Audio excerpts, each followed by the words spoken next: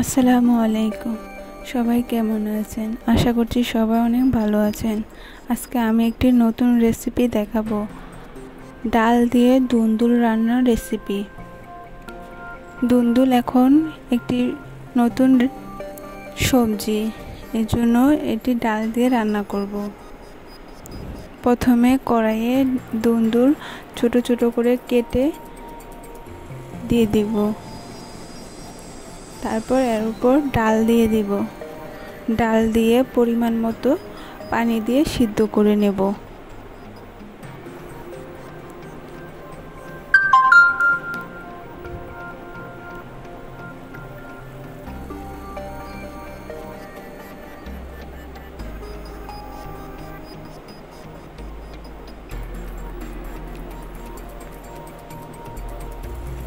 ডাল সিদ্ধ না হওয়া পর্যন্ত ভালো করে জাল করে নেব।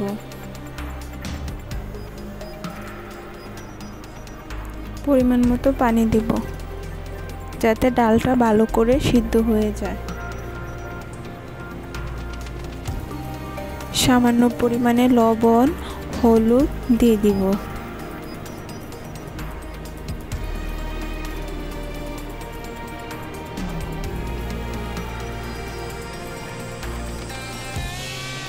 এরপর ঢাকনা দিয়ে ঢেকে 30 মিনিটের মতো ডালটা সিদ্ধ করে নেব আর দুন্দুলটা ভালো করে সিদ্ধ করে নেব।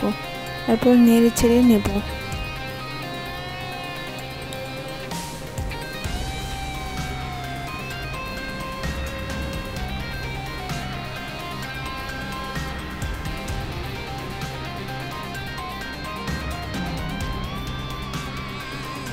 কয়েকটা কাঁচামরিচ দিয়ে দেব।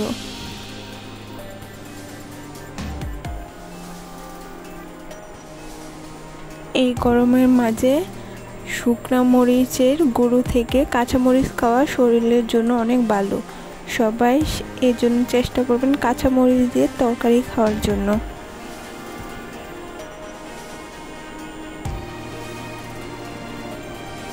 আমি এখানে গুঁড়ো মরিচ দেব না।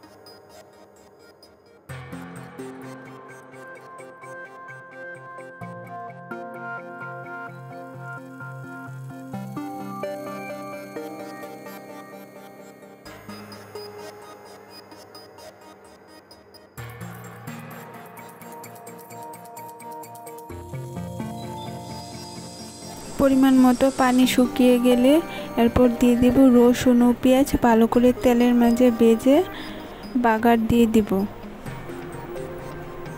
এই বাগারটা দিলে সুন্দর একটা ফ্লেভার আসে, খেতে অনেক ভালো লাগে।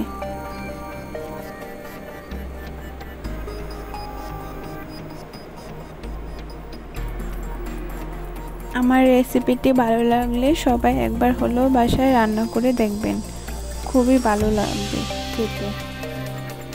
আমার ভিডিওটি দেখার জন্য সবাইকে অসংখ্য ধন্যবাদ।